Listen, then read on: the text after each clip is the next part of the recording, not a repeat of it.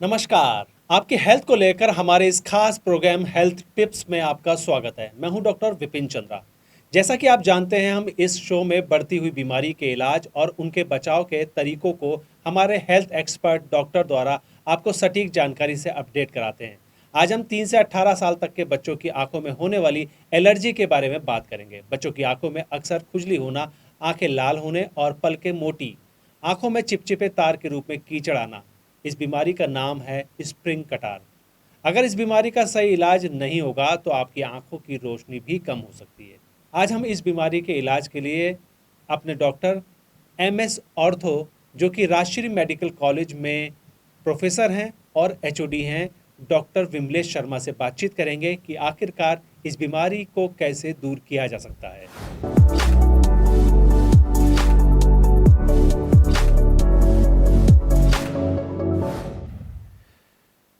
Doctor साहब, अक्सर देखा गया है कि गर्मियों की जब शुरुआत होती है तो बच्चों की आंखों में खुजली, एलर्जी की ये तमाम समस्या हो जाती हैं।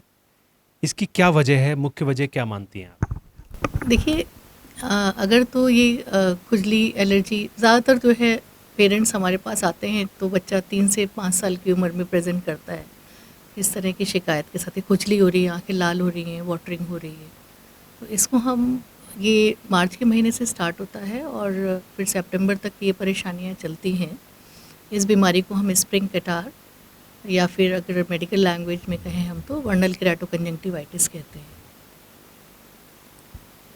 और इसमें बेसिकली बच्चा पूरे दिन खुजली करता है और आंखों से पानी आने लगता है और खुजलाते खुजलाते उसके कॉर्निया भी कई दफ़ा वीक पड़ जाता है। स्टिकी डिस्चार्ज होता है, धागे जैसा म्यूकॉइड डिस्चार्ज, जैसे कि आंखों में से माताएं कंप्लेन करती हैं बच्चे की आंखों में से तार जैसा डिस्चार्ज आ रहा है।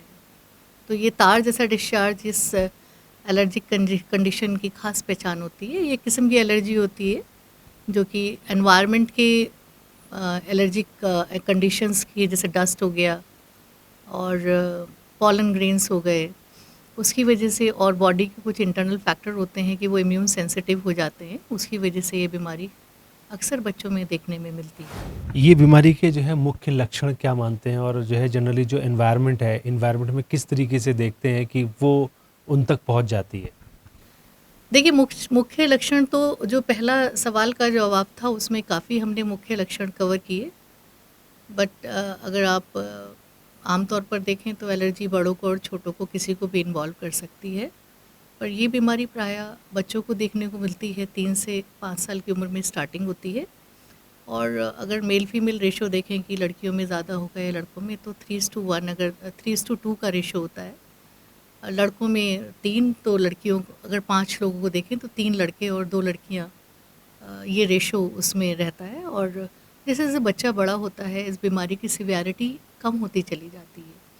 तो बेसिकली मेन लक्षण तो खुजली होना, पानी आना और आँखों का लाल होना ही है। और साथ में आँखें थोड़ी सी जैसे आँखों में वाइटनेस जो होती है, सफ़ेदपन जो होता है, वो डल पड़ने लगता है, मडी आइज़ हो जाती हैं। तो मेन लक्षण तो इस बीमारी के यही हैं। क्या इस बीमारी के चलते आँखों में कोई गंभीर परेशानी भी हो सकती है, या जो है नॉर्मल जो है ये बीमारी मानते हैं? देखिए, कई बार जब पेरेंट्स हमारे पास ट्रीटमेंट के लिए आते हैं तो हम उन्हें बताते हैं कि ये बीमारी इस किस्म की है कि 18-19 साल तक का लेट टीन्स में ये बीमारी अपने आप डिसअपीयर होने लगती है, हल्की पड़ने लगती है। तो पेरेंट्स का नेक्स्ट क्वेश्चन यही होता है, तो डॉक्टर साहब फिर हल्के फुल्के ट्रीटमेंट के बाद हम छोड़ सकते हैं क्योंकि ये अपने आप ही स्वतः ठीक होने वाली बीमारी है। पर ऐसा नहीं है। अत्यधिक खुजली के कारण, रगड़ने के कारण बच्चों की पुतली कमज़ोर होके उसमें कई बार आगे की तरफ एक कोनिकल जो है, या ये कहिए कि कॉर्निया की लेयर्स अत्यधिक खुजली की वजह से वीक पड़ जाती हैं और उसमें एक कोनिकल उभार आ जाता है जिसे हम केराटोकोनस कहते हैं। इसमें अक्सर देखा गया है कि माइनस के नंबर अचानक तेज़ी से बढ़ने लगते हैं, जो कि चश्मे का नंबर देने पे भी इम्प्रूव नहीं होते हैं। तो केराटोकोनस होने की संभावना इन बच्चों में जिनमें ये बीमारी है, नॉर्मल बच्चों से ज़्यादा पाई जाती है। तो ये एक गंभीर किस्म का रोग है। इसके बाद अगर ये सही समय पे उपचार ना किया जाए तो केराटोकोनस भी जो है एक कभी ना ठीक होने वाले ब्लाइंडनेस के लेवल तक भी जा सकता है। तो इसका उचित समय पे हम पेरेंट्स को कहते हैं कि ठीक है, बीमारी 18-19 साल की उम्र में ठीक होगी, लेकिन उन्हें ये जो मार्च से और सितंबर तक का सीज़न है, जिस टाइम पे बच्चों को बहुत ज़्यादा ये सिम्टम्स लक्षण परेशान कर रहे हैं, उस समय इलाज की अत्यंत आवश्यकता है, जिससे कि वो बीमारी गंभीर रूप ना ले।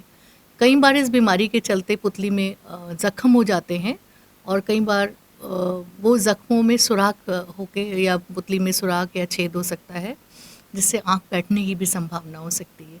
तो इस बीमारी को हमें एक एहतियात के तौर पे, एक सीज़नल जो भी एलर्जी है, 5-6 महीने इसको ट्रीटमेंट देना, इलाज करना काफ़ी ज़रूरी हो जाता है। डॉक्टर साहब, इसका जो है घरेलू कोई उपचार भी होगा जिस या बचाव भी होगा? बचाव में कई बार देखा जाता है कि पेरेंट्स अगर बचाव करें तो उससे वो बीमारी पकड़ जो है उसकी नहीं होती है। देखिए, पहली बात तो लाइफ़स्टाइल ना बहुत चेंज हो गया है। हम अपने टाइम में जब हम देखते थे, हमारा चाइल्डहुड है, तो स्कूल के बाद का, होमवर्क करने के बाद का समय हमारा मिट्टी में गुज़रता था। अभी पेरेंट्स बहुत अवेयर हो गए हैं, वो बच्चों को बाहर के एनवायरनमेंट का एक्सपोज़र बहुत कम देते हैं। बच्चा लगभग कमरे में कन्फाइंड हो गया है। तो बाहर का एनवायरमेंटल एक्सपोज़र इसलिए ज़रूरी है, जिससे बॉडी उससे लड़ना सीख जाए, रेज़िस्ट करना सीख जाए। तो चूँकि बॉडी कभी उस एनवायरमेंटल एक्सपोज़र को कभी उसने फेस नहीं किया, तो इम्यून सिस्टम हमारा स्ट्रॉन्ग नहीं होता है। इस किस्म के बच्चों को ये बीमारी ज़्यादा परेशान करती है। तो एक तो पेरेंट्स को सुझाव है कि बच्चों को कमरे से निकाल के बचपन से ये हैबिट डालें कि वो आउटडोर एक्टिविटीज़ में इन्वॉल्व रहे, जिससे बॉडी उसकी स्ट्रॉन्ग रहे, डस्ट को और एनवायरमेंटल फैक्टर्स को सहन करने की शक्ति बच्चे में बनी रहे।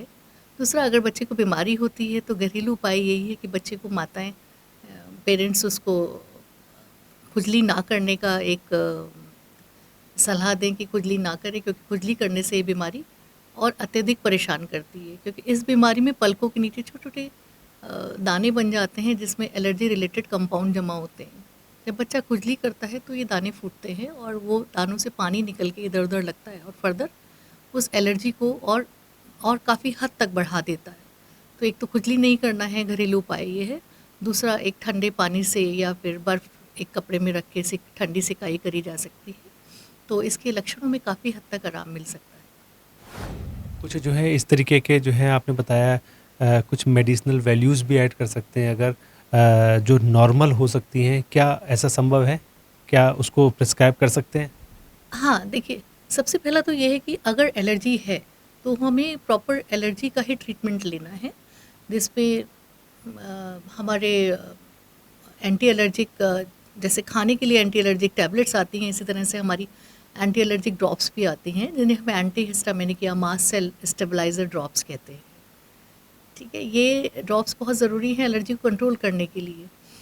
अब जब ये एलर्जी सबसाइड भी हो जाती है, तो उसके बाद भी हम प्राइमरी ट्रीटमेंट के फॉर्म में, कि एलर्जी उतनी सिवियरिटी से वापस ना आए या हल्के-फुल्के ट्रीटमेंट से घरेलू ट्रीटमेंट ठीक हो जाए, तो ऐसा करने के लिए हम नॉर्मल टीयर सब्स्टिट्यूट लुब्रिकेंट आई ड्रॉप मार्केट में अवेलेबल हैं।